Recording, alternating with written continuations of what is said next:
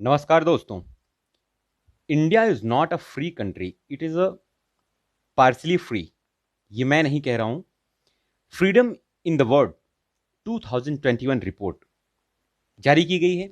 ये यूएसए की एक एनजीओ जो totally completely funded by USA government होता है, फ्रीडम हाउस, उसने जारी किया है। ये फ्रीडम हाउस ने जो रिपोर्ट जारी की है 2021 की, ये हर साल रिपोर्ट जारी करती है और इसमें जितने भी कंट्री शामिल होते हैं उन कंट्रियों का एक स्टेटस, एक स्कोर दिया जाता है। उसके आधार पर उनका स्टेटस डिसाइड किया जाता है। Freedom in the world report 2021 जारी कौन करता है? Freedom house. इसे जो है यूएसए की गवर्नमेंट कंप्लीटली फंडिंग करती है। इसमें यह बताया गया, इसकी रिपोर्ट में, यह एक अमेरिका की टैंक थिंक टैंक कंपनी है। ओके, तो दोस्तों इसमें यह बताया गया है कि भारत में लोगों की स्वतंत्रता में पहले की तुलना में काफी ज्यादा गिरावट दर्ज की गई है। अगर रिपोर्ट के अनुसार कहें तो रिपोर्ट के अनुसार तो यह माना गया है कि इंडिया स्वतंत्र देश से आंशिक रूप से स्वतंत्र देश में बदल गया है। यानी कि जो पहले फ्री था, फ्री कंट्री, वो अब पार्सिली फ्री हो गया है। पार्सिली फ्री हो गया है इसकी रिपोर्ट के हिसाब से। इसने जो है 2021 की जो रिपोर्ट है उसे कहा है डेमोक्रेसी अंडर सीज, ऐसा नाम दिया है इस रिपोर्ट को। डेमोक्रेसी अंडर सीज का नाम दिया है। फ्रीडम हाउस जो है, ये इंस्टॉलेशन इसका हुआ था, इसकी स्थापना हुई थी 1941 में। न्यूयॉर्क में इसको सिचुएटेड किया गया था यूएसए की। उद्देश्य है इसका support and defence of democracy around the world. इसमें लगभग 200 देश, 210 यानी कि 210 देशों की स्थिति बताई जाती है कि वो पूरे वर्ल्ड पे जो है किस लेवल पे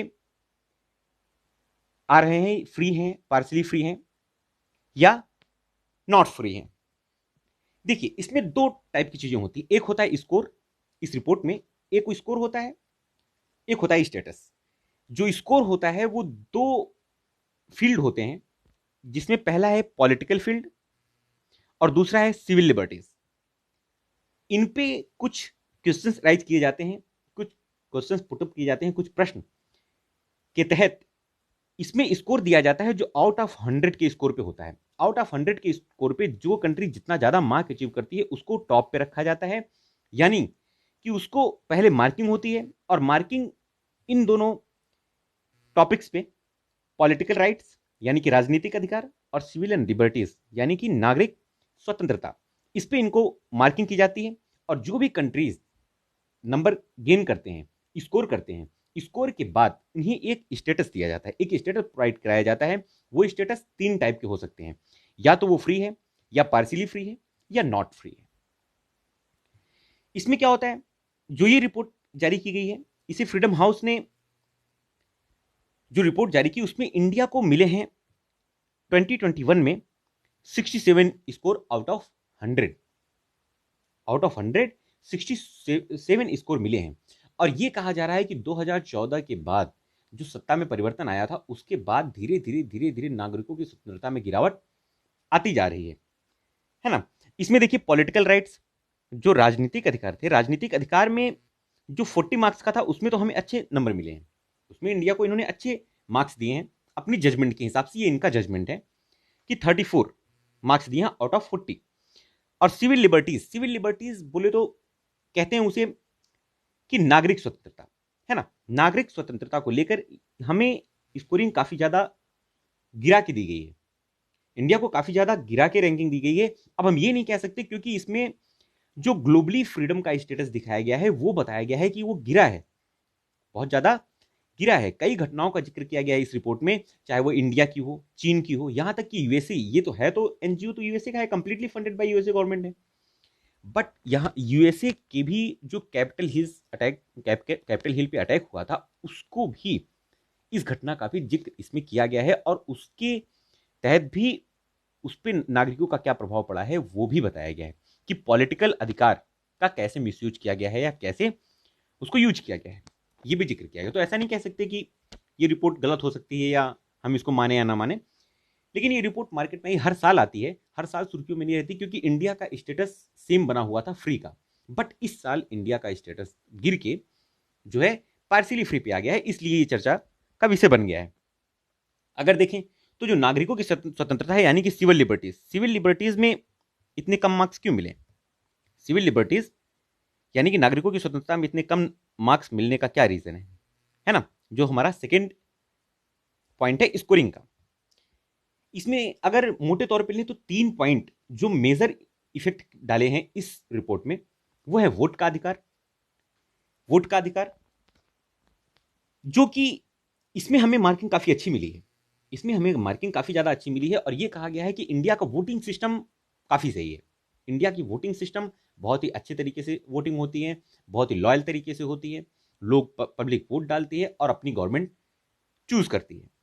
तो इसे इसका डिसीजन भी काफी क्लियर रहता है, ये ऐसा बोला गया है इस रिपोर्ट में। दूसरा क्या कहा गया है? दूसरा है विधि के समक्ष समानता, यानी कि विधि के समक्ष समानता का अधिकार। इसे आर्टिकल 14 में ये क्लियरली कहा गया है कि राइट टू इक्वलिटी, यानी कि equality before law and equal protection before law, है ना? इक्वलिटी बिफोर लॉ ये ब्रिटेन से लिया गया, equal protection before law USA से लिया गया, है ना? इसमें काफी ज्यादा गिरावट आई है, राइट टू इक्वलिटी में काफी ज्यादा गिरावट आई है। इस रिपोर्ट में ऐसा कहा गया है। बोलने की स्वतंत्रता की अगर बात करते हैं, बोलने की स्वतंत्रता आर्टिकल 19 में बोलने की आजादी तो दी गई है, लेकिन इतने जो अभी हुए थे, प्रोटेस्ट हुए थे जो इंडिया में, इनको चर्चा में लाते हुए, इन घटनाओं का जिक्र करते हुए यह कहा गया है कि मीडिया को यह कहा गया कि ज्यादा बायस्ड दिखाया गया इस रिपोर्ट में, और लोगों के विचारों को ज्यादातर सप्रेस किया गया, ये ऐसा बताया जा रहा है। उनको बोलने का अधिकार, उनको जो बोलने की फ्रीनेस थी, वो उतना ज्यादा नहीं दी गई है ना? इसमें प्रेस की स्वतंत्रता पर भी इफेक्ट पड़ा है। ये सब चीजें, इस पे जो सिविल लिबर्टीज है, इस पे काफी ज्यादा इफेक्ट पड़ा है इनका। इसलिए सिविल लिबर्टीज में इंडिया की जो स्कोरिंग है, इंडिया की स्कोरिंग काफी ज्यादा कम रही है, 33 आउट ऑफ 60 दिया गया है। क्लियर है? आइए एक नजर डालते हैं लिस्ट में। हाँ, एक बात और कह देते हैं कि जो अगर 2015 और 2020 में कंपैरिजन अगर किया जाए, तो इन लिस्टों में फ्री कंट्रीज, पार्शियली फ्री और नॉट फ्री, इन कंट्रीज का स्तर गिरता जा रहा है। फ्री की अगर बात करें तो 2015 में 86 कंट्रीज के आसपास फ्री थे, अभी ये 82 हो गए हैं। अभी जो है घटकर 82 कंट्रीज हैं जो फ्री की अवस्था में है, इनका स्टेटस फ्री मिला हुआ है। पार्शियली फ्री की बात करें, पार्शियली फ्री है 59, 2015 में 59 थे, 2015 में, अब भी 59 ही हैं, है ना? और अब जो नॉट फ्री वो 50 से बढ़कर वो 54 हो गए हैं नॉट फ्री कंट्रीज में, है ना? तो आइए एक लिस्ट पे एक नजर डाल देते हैं कि लिस्ट कैसी है, और उसमें हमारे पड़ोसी देशों को टॉप पे कौन रहा, पड़ोसी देशों को क्या स्थान मिला, इस पे एक नजर डालते हैं। ये लिस्ट है, लिस्ट में देखते हैं सबसे पहला कॉलम कंट्रीज का नाम, टोटल स्कोर के बाद उन्हें क्या स्टेटस दिया गया है, उनके साइड में ही स्टेटस दिया गया है कि वो कंट्रीज, पर्टिकुलर कंट्रीज को फ्री का स्टेटस दिया गया, पार्शियली फ्री का या नॉट फ्री का। उनको ये स्कोरिंग अलग अलग जो फील्ड है उस पर भी की गई है, पॉलिटिकल राइट्स और सिविलियन लिबर्टीज को लेकर। ठीक है, आइए इस पे नजर डालते हैं कि टॉप पे जो रहे कंट्रीज, ऑस्ट्रेलिया को 97 मार्क्स के साथ फ्री कंट्रीज की लिस्ट में शामिल किया गया है। बेल्जियम, बेलारूस, ब्राजील, मैंने बताया आपको कि नॉर्वे, स्वीडन और फिनलैंड। चाइना, यहां पे देखिए, चाइना को 9 स्कोर के साथ नॉट फ्री का दर्जा दिया गया है, जिसमें पॉलिटिकल राइट्स को -2 मार्क्स मिले हैं। जो फर्स्ट कॉलम है, पॉलिटिकल राइट्स को -2 मार्क्स मिले हैं, माइनस मार्किंग हुई है इसकी। और सिविलियन लिबर्टीज को देखा जाए तो 11 नंबर मिले हैं, 11 मार्क्स मिले हैं। ये चाइना जो है, चाइना को नॉट फ्री का दर्जा दिया गया है। क्लियर है? साइप्रस का स्कोर काफी सही रहा है, 94, फ्री का दर्जा दिया गया है।